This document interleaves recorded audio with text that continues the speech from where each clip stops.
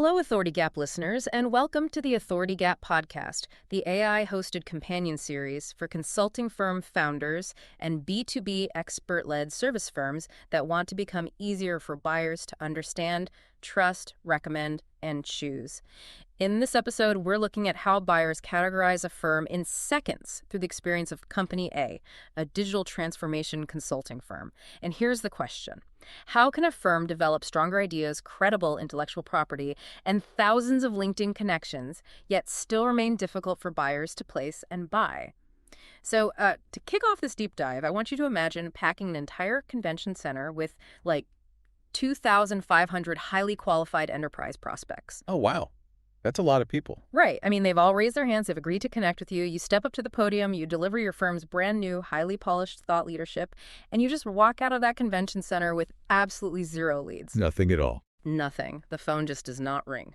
And that's the hidden gulf we're exploring today. The really frustrating gap between being a firm that is incredibly interesting and a firm that is actually, buyable. Yeah, and it is one of the most dangerous plateaus a consulting firm can get stuck on, primarily because it actually feels like success, right? Feels like you're winning. Exactly. So to understand the mechanics of why this happens, we really have to look under the hood at the narrative spine for our deep dive today, which is Company A. Right, Company A. Yeah, and from the outside, and certainly from the perspective of their own leadership team, Company A was finally doing the hard things right. I mean, they were a digital transformation consulting firm, and they possessed genuine, highly credible enterprise digital transformation expertise. Right, and let's establish that baseline immediately for everyone listening. This is not a story about a firm faking it, They didn't lack substance. Oh, not at all. They weren't just like a couple of people in a garage pretending to understand enterprise architecture. Their capability was totally battle-tested. Right. Their capability was very real. But at the start of this specific journey, they faced this massive operational hurdle. They had very little usable intellectual property. Right. It was all in their heads. Exactly. The ideas were locked inside the heads of their founders, and they defined themselves entirely around that massive sort of umbrella term, digital transformation. Which, if I'm a founder listening right now, I know exactly what that feels like. You have this incredible expertise, but when you look at your website or your market presence, you just look like everyone else. Yeah, you just blend right in. So Company A recognized this, right? They realized they needed to elevate, and they put in some really meaningful work. They didn't just tweak a logo or something surface level. No, they went deep.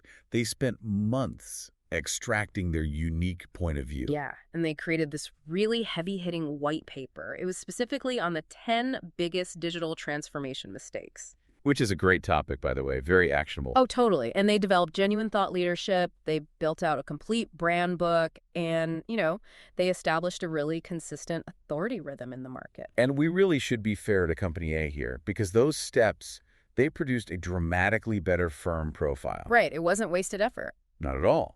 That effort resulted in stronger ideas, much more credible intellectual property, and just significantly better authority assets across the board.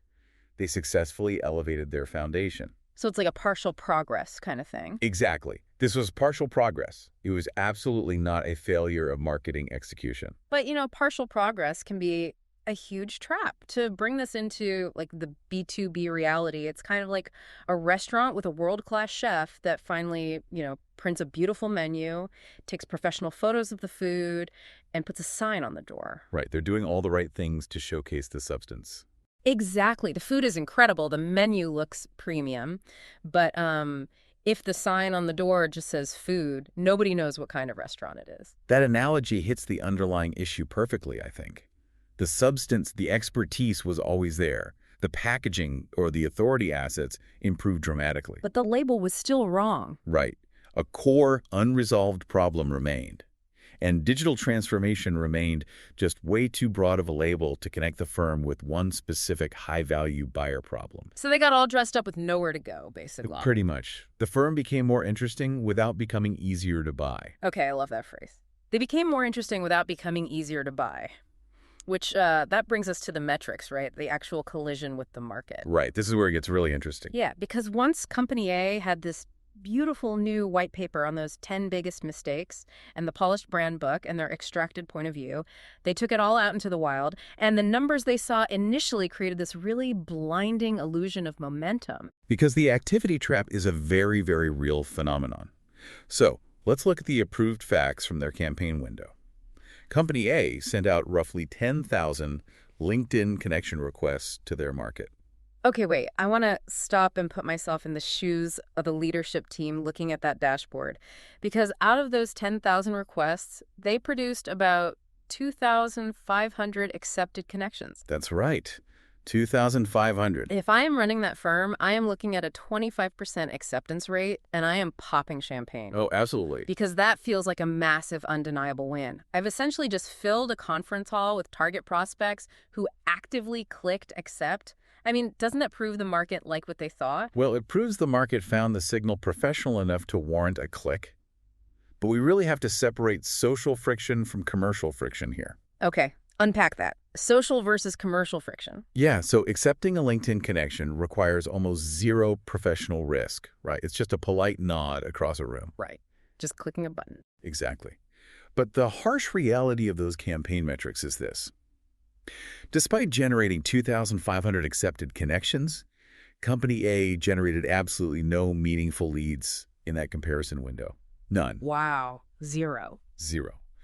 Because connections and visibility measure activity. They do not measure buyer movement. So zero meaningful leads from 2,500 new connections. You put in all that grueling work to extract your IP, you build the assets, you get the audience, but the bridge to actual revenue is just completely missing. And it's missing because better content can easily coexist with weak categorization. You can have the most profound white paper in your entire industry, but intellectual property does not solve a category problem if the firm still defines itself too broadly. Man, that is a tough pill to swallow. I think a lot of founders assume that if the ideas are just, smart enough, the buyer will automatically figure out how to buy them. They assume the buyer will do the work. Right. So let's break down the mechanics of this. How does a B2B buyer's brain actually process a firm in those critical first seconds? Because to understand why 2,500 people would connect but zero would buy, we really have to look under the hood at the mechanical process of evaluation. Right, and we can map that mechanical process using what we call the category assignment ladder. Okay, the category assignment ladder. Yeah, it's this sequential, largely subconscious process every buyer goes through. It has 4 steps: signal, category, expectations, and consideration. Got it. So let's apply this ladder directly to Company A to see exactly where their mechanism snapped. Perfect. So step 1 is the signal. What exactly is the firm projecting out there? Right. The signal is the raw data you send into the world. Yeah. So for Company A, the signals were their broad digital transformation language, which was now heavily supplemented by their stronger thought leadership, right? Like the white paper. Exactly. The white paper on the 10 biggest mistakes, their brand book, all those new authority assets. So the signal is actually really strong now. It screams, we are premium, we are active, we have ideas. It does. But a premium signal is useless if it lands in the wrong mental bucket, which I guess takes us to the friction point. Because the moment that white paper crosses a buyer's desk, their brain ruthlessly attempts to categorize it. Right, and that is step 2, category.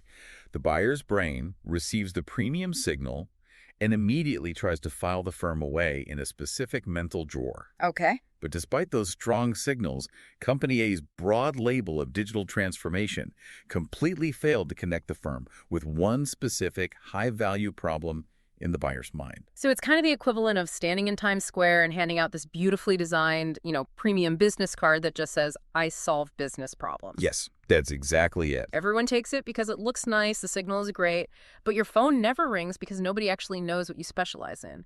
You're just filed in the junk drawer. Exactly. And if you are in the junk drawer, the next step of the ladder is fundamentally broken, which is step 3, expectations. Right, because buyers need to know what to expect. Exactly. When a buyer is looking to hire an expert firm, they have to know how to measure you. They need to figure out your distinctiveness Or what alternatives to compare you against. Right. But if you're categorized just as digital transformation, what on earth are the expectations? Because the category was too broad, Buyers could not quickly tell what the firm should actually be hired for. So they can't figure out if you're, I don't know, a coding shop or change management consultants or strategy advisors. Precisely. The buyers just couldn't tell which alternative firms Company A should be compared with. And if I can't figure out who your competitors are, I can't really figure out what your price should be or how to evaluate you, so I'm just going to abandon the process. Which leads to the final failure at step 4, consideration. Because expectations were totally muddy, consideration just stalled out. Company A attracted attention, right? They got those connections. Yeah. But they completely failed to enter serious consideration for a clearly defined buyer problem. So really making this explicit for the listeners, creating intellectual property is just not the same thing as creating a buyer-recognizable category. Not at all. Visibility and credible ideas will always underperform when buyers cannot answer one simple question. What specific problem should I hire this firm to solve? Right. If they can't answer that, nothing else matters. Okay, so the mechanics make total sense. Signal leads to category, category dictates expectations, and expectations are required for consideration. That's the latter. But let's look at the psychology behind this for a second, because why wouldn't a smart buyer who is, a highly compensated professional tasked with solving complex enterprise problems, why wouldn't they just take 5 minutes, read Company A's brilliant white paper, and figure it out? Right. Why wouldn't they just do the translation work themselves? Yeah, exactly. It's because human beings, and especially buyers operating in high-stakes B2B environments, are what psychologists call cognitive misers. Cognitive misers, meaning they are stingy with their brain power. Extremely stingy. They're trying to conserve energy and reduce professional risk at all costs. These buyers are overwhelmed with information. No, totally. Just flooded with vendor pitches. Right. So to survive, they categorize before investigating. Okay, so when Company A says, we do digital transformation, they are actually demanding the buyer do all the heavy lifting. The buyer has to read that broad label and figure out how it applies to their very specific, very complex internal problem. And the cognitive miser's brain simply refuses to do that work.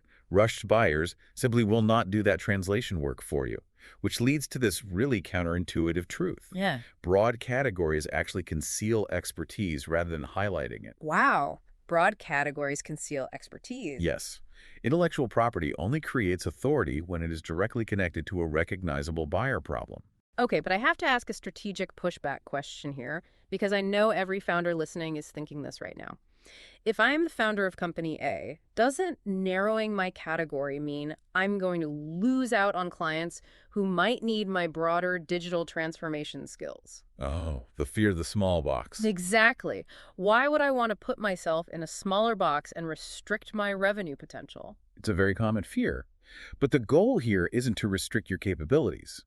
The goal is to become easier to place in the right category for the right problem. You have to remember this fundamental rule. Buyers do not evaluate a firm first. They evaluate the category they think it belongs to. Wait, okay. Buyers don't evaluate the firm first. No, they evaluate the category first.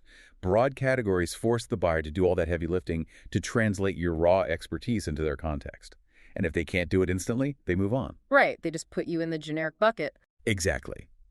But if you give them a sharp, specific category, a clear problem that you solve, they evaluate you against that high-value need. You win the mental placement battle, which actually earns you the right to be investigated further and eventually bring in all those broader skills. That makes so much sense. So it completely reframes those 2,500 LinkedIn connections. Company A essentially walked up to all these rushed, overwhelmed cognitive misers and handed them a beautiful box that said various complex things inside. Yes. And the buyers looked at it, thought, oh, this looks professional, clicked accept, and then immediately went back to looking for a vendor whose box clearly said, we fix your exact problem. Exactly. They made themselves interesting, but they didn't make themselves buyable. Precisely. Which brings us entirely home to you, the listener. We want to leave you with a highly practical, commercially useful exercise, something you can literally do the second this deep dive ends. Yeah, I call this the self-check. Yeah. I want you to look at your firm's homepage, look at your LinkedIn profile, your primary offer, and your absolute strongest thought leadership asset. So whatever your version of the 10 biggest mistakes white paper is. Right. Look at all of that and ask yourself this one specific question. What specific problem would a rushed buyer believe your firm is built to solve? Not a relaxed buyer with an hour to kill. A rushed buyer. A rushed buyer. And if the answer to that question is only a broad field such as digital transformation or strategy, innovation, leadership, or growth, then your category may still be too broad. Because if it is, you're trapped in the same paradox as Company A. You might have great IP and tons of connections, but it's just activity, not buyer movement. Exactly. Which leads me to one final provocative thought I want to leave everyone to mull over. Because when we run these firms, we spend so much time worrying that the market will think we're incompetent. Oh, constantly. But the greatest risk your firm faces isn't actually that buyers will think you are incompetent. The true risk is that they will confidently misclassify you. They will silently place you in the wrong mental bucket and move on without you ever knowing you were being evaluated in the first place. That is the real danger, the silent exclusion. Exactly. So think about what mental bucket your market is silently putting you in today. If your firm has strong expertise or useful intellectual property but still feels difficult for buyers to place, take the Custom Authority Gap Prescription Quiz. It takes about 2 minutes, shows you where your authority gaps may be, and gives you the option to participate in a discussion group led by Derek Little, author of The Authority Gap. The Authority Gap is available on Amazon. To get the Authority Gap Reader Preview Kit, including the field guide and preview chapters, visit the book page at trailblazermastery.com. Thanks for listening, and we'll see you in the next episode.